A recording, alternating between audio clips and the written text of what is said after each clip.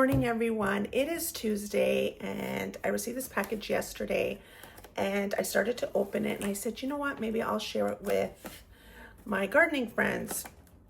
So here I am to share what I received. I also want to talk to you about garden planning. My last frost date is usually the Victoria Day, so the May long weekend. It is the week before the May weekend for our American friends. So I believe I'm gonna get my planner out. So our last frost is here on the Victoria Day weekend. Our American friends have a holiday here. So our last frost is someone in here. The garden centers are so busy on that weekend. Everybody's wanting to garden. We're all got the itch to go and do it. It is usually rainy most of the time. Sometimes we have it's sunny. But the garden centers are jam-packed because that weekend and the weekend after is when we do our planting. According to the Farmer's Almanac, our last frost date should be the end of April, the beginning of May, but that is never, ever, ever the case. So when you see online, when you Google your city, town, state, whatever, and you Google your last frost date, it's going to give you an average number. That is an average. It is not the exact date. You kind of have to go on what it was like in previous years because there's little microclimate pockets around in your state, city, town, whichever. So for example, where we have our farm plot, their last frost is usually out 2 weeks after ours. And we made the mistake of planting the same time I planted my home garden. And we lost a lot from frost and we had to replant.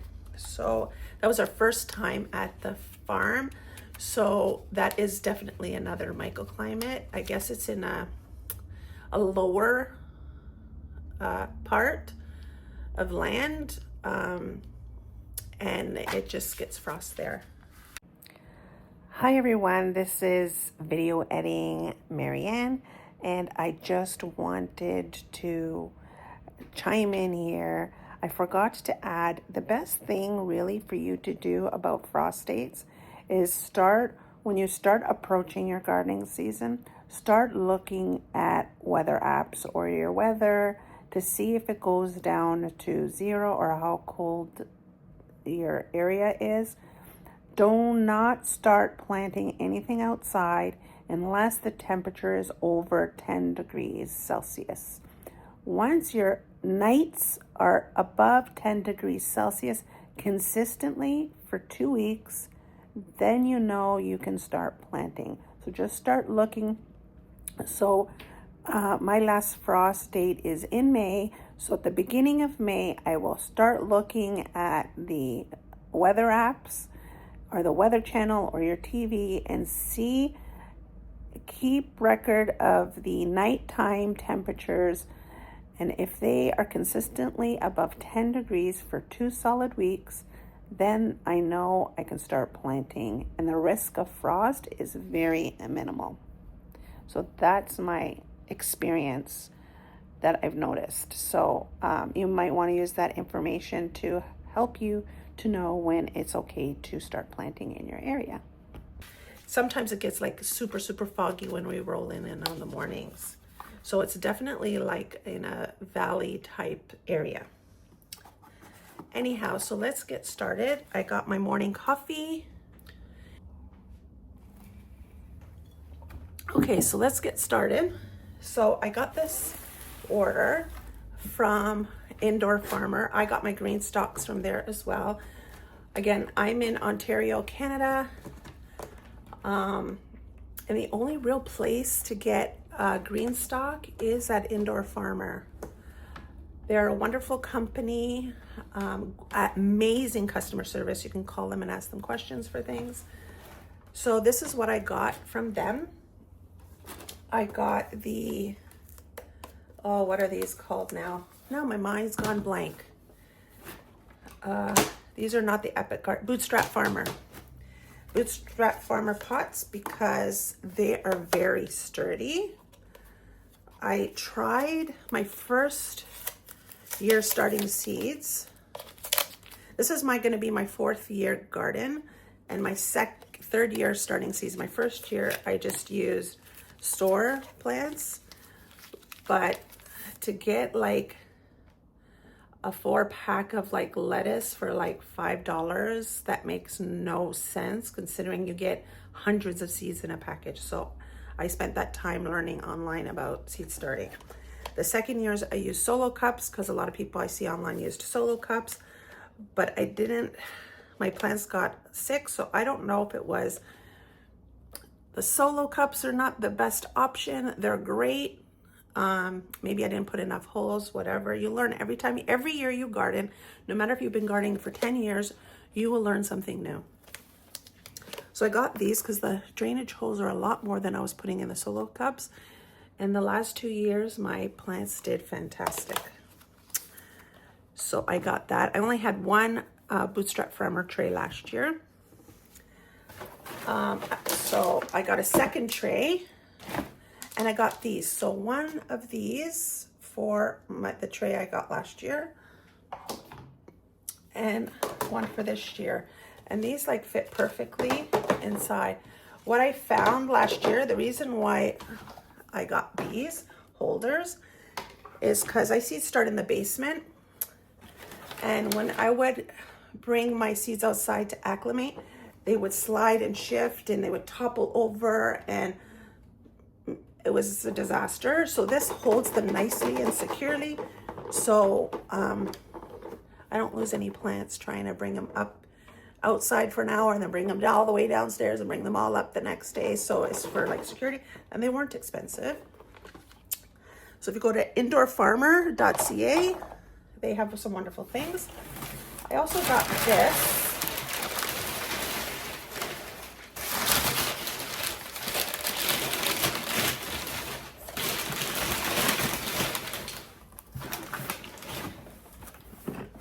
I also got this. I want to show people that you can garden in any tiny space. So this is only 30 inches. So it's a freestanding, self-watering planter, ensures even watering throughout the tower.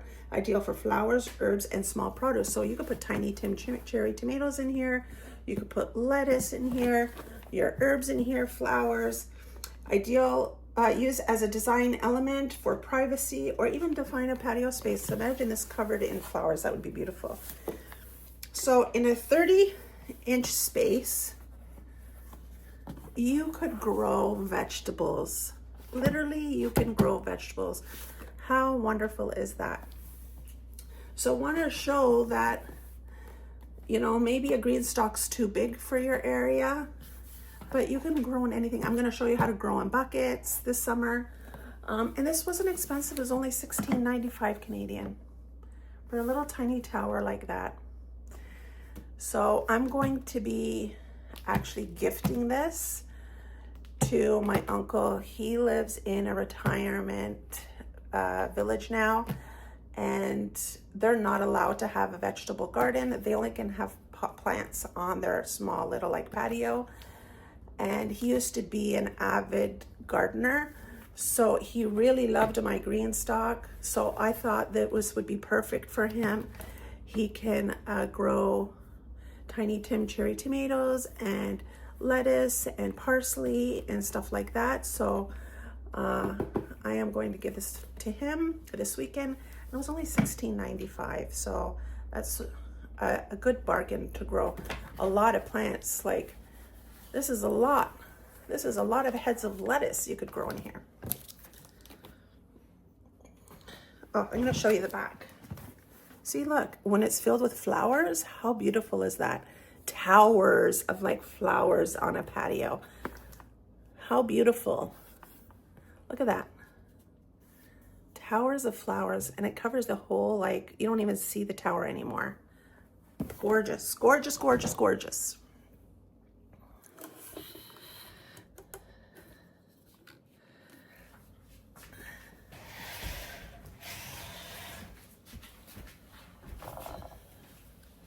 Oh, I also forgot what I got from them are these net pots. These were under cents, like I want to say under 50 cents each. I want to say under 50 cents. They come in different sizes. Could be wrong, but definitely under $1, 100%. I'm going to show you how to take this. Do I have any up here? How to grow indoor herbs and things with just this like little net pot. I did see these on Amazon, so they could be found there. This is a 3-inch white pot and fits perfectly in a mason jar. So I am going to show you how to do that. How to grow plants in that. That'll be another video. So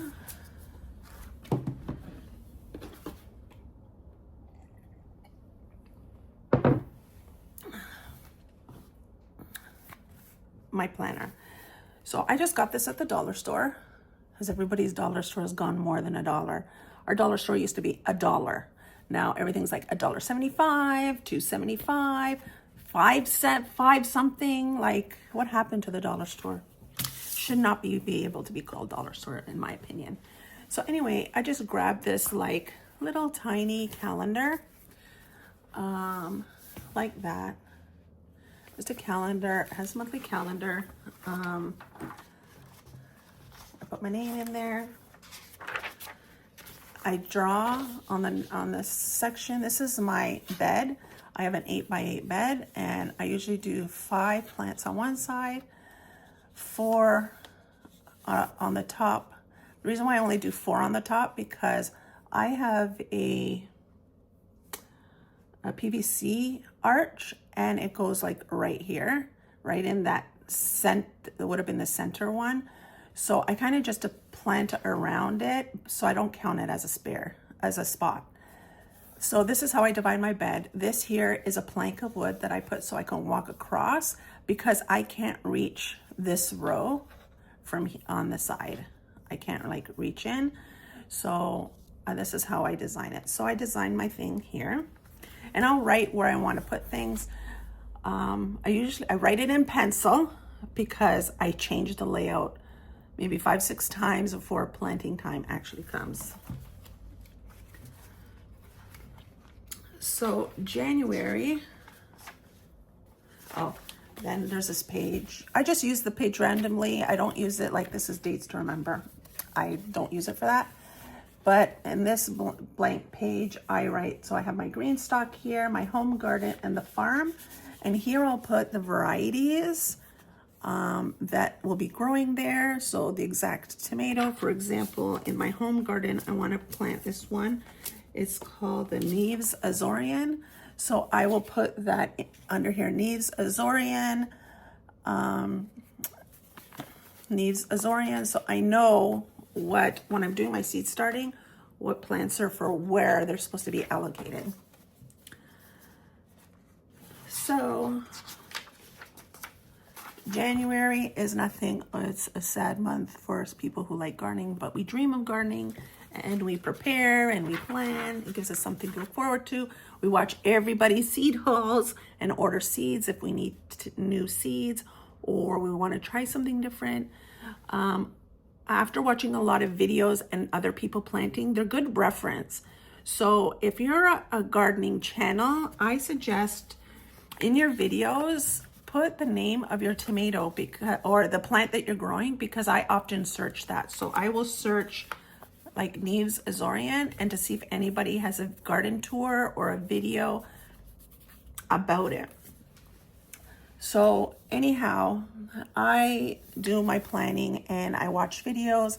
There's a lot of seeds in my collection that I don't think I'll ever grow, because of, maybe I'll try once, because of other people's videos that I've seen, and I don't think it's something that I would enjoy, especially videos that do taste testing, or they'll cut into fruit and they'll taste it. And I know everybody's taste buds are different, but it kind of gives me an idea if it's something that I would like. I do like the classic heirloom flavor. I do like the darker style tomatoes. like black cherry, Paul Robeson, black crim. I do love that smoky flavor. But there's certain plants I won't grow again because of reviews and because it's something that I've tried. So February, again, there isn't anything for us. So January and February are very lull months, but it is time to get your planning done. So in March, the first week of March, I put when I want to start stuff. So first week of March, I'm going to start my peppers, especially my longer growing peppers. For example, I grew ahi amarillo peppers. I got lots of them, but only 2 ended up turning yellow because my season wasn't long enough. I picked all the green ones before the frost and I put them in a container, and a couple turned yellow, but the rest didn't. They actually store a long time. I'm gonna go grab it. Hold on one second.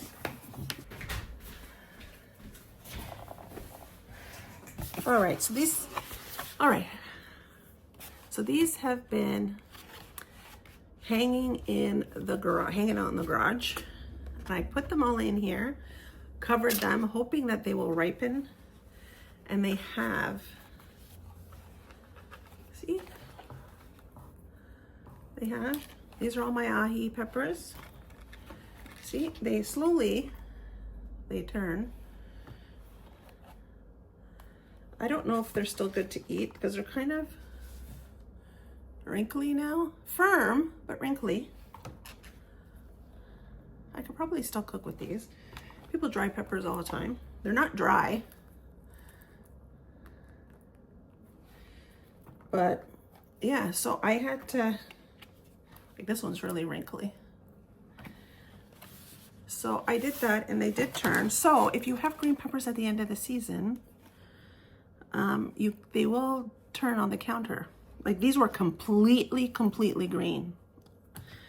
So anyway, it looks like these, I have a shorter growing season, so it looks like these need more time. So what I plan on doing is I can extend with my hoop house, I can extend my growing season. So I think, see, this is how you learn every year. I think my hoop house is on this side. So what I'm gonna do is I think I'm gonna plant it here or here. And then that way, if it's not ripened, it'll be covered by the hoop house and it can extend the growing season a little bit. Like, I can extend it literally about a month in this hoop house. So I think I'm gonna do that. And I'm also gonna start them a little bit earlier. I started them a little bit late. Now, gardeners, please tell me, I know a lot of seeds say, 6 to 8 weeks in the ground and it will germinate in, say, 80 days after transplant. Is that true?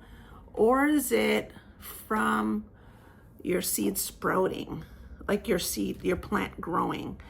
So if I can increase it by, like, say 2 weeks, plant the seeds 2 more weeks earlier, will that give me an extra 2 weeks of growth so they can ripen? If you know, can you please let me know? So anyway, this would be the 12-week mark for me. So, and then the farm, because the farm is planted, it gets frost 2 weeks. Their planting date, because the crops we lost last year, is 2 weeks later. That's when I'm going to start my farm peppers. And it says 12 weeks farm peppers. So, and then I just write it, my 8 weeks, my 6 weeks. This is when I want to start my melons and squashes and all that stuff. That's about 5 weeks before the farm planting day. So we'll be at the farm this day. So stuff like that. So January and February are very lull months, and you kind of get the itch to get going. But I made the mistake my first seed starting year of starting, well, no, I did the right time, but I don't think I did my cups correctly or my watering correctly. I overwatered. I know I overwatered. That was my second year. The second year of gardening was my first seed starting year. Last year is my second seed starting year. I did much better, but I got that eager thing and I started seeds way too early. I did make a list of what I wanted to plant and my garden layout, but I want to do a journal, and I'll tell you why in a second. So I started my seeds way too early, and I had huge tall tomatoes. Like my tomatoes were already 2 feet tall by the time I put them in the garden. They were tall, and they were struggling in the pots. They were wilting, and the leaves were like kind of going light yellow. So I put them outside, but it was still too cold. I tried to cover them in a tarp. It was like panic mode, and I'm like, oh my gosh, these things need to get into the ground. So I'm not going to do that this year. See, you learn every year. And this year I bought when I do my seed starting, I'll show you, I bought a moisture control potting mix so that it would, it is supposed to help prevent overwatering and underwatering. So I think that will be more beneficial to my plants. So again, back to the book.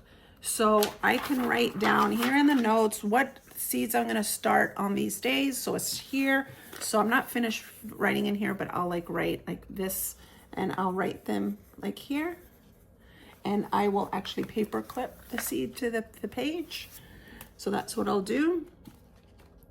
And then same like when I want to start my like fall garden, I can write like how many weeks till my last frost date, and I'll usually add 2 weeks because as the sun changes and the temperatures get colder, the days to maturity isn't, you have to tack on a few weeks.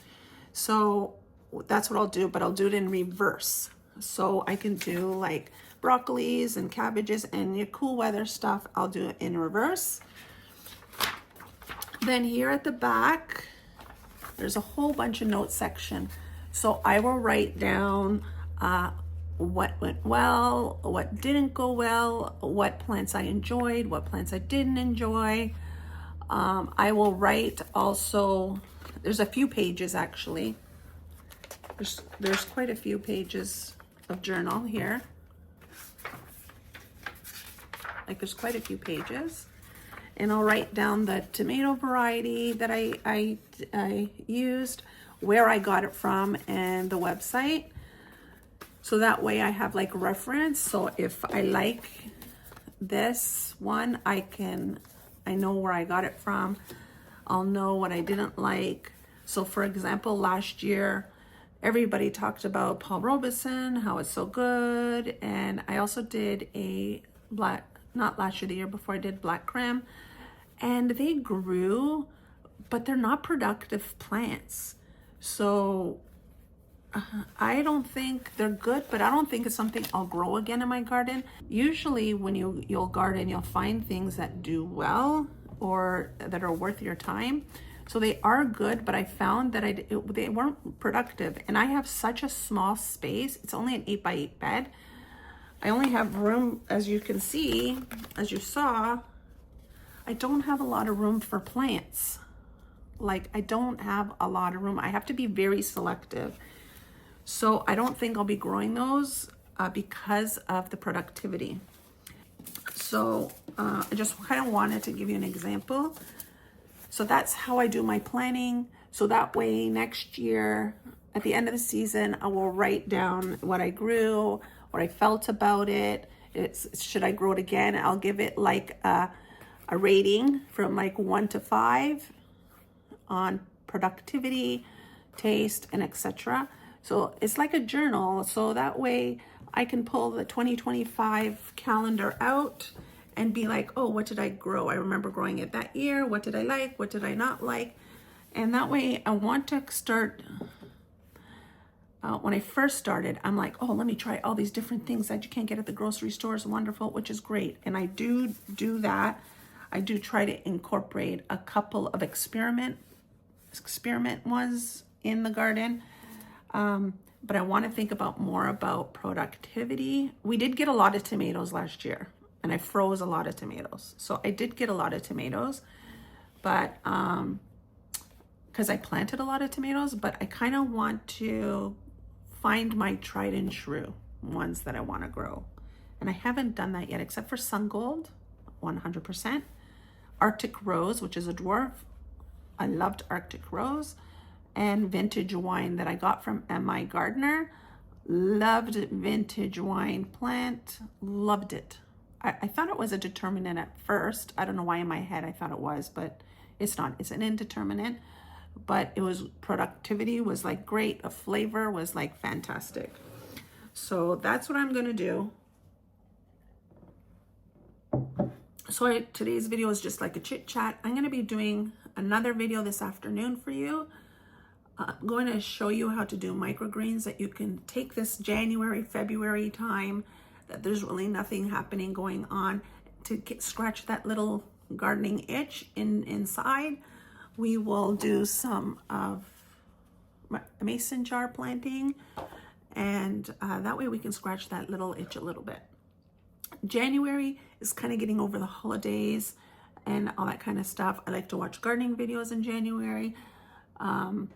What people are planting, people's ideas, researching plants that I might want to grow, and that sort of thing. And then start, if I need to buy those seeds, I'll definitely go and look for those seeds. And yeah, that's it. So I'll see you later this week with this afternoon's video. So I hope this was a little bit informative and helped you a little bit to start planting your garden. Bye for now. See you later this week.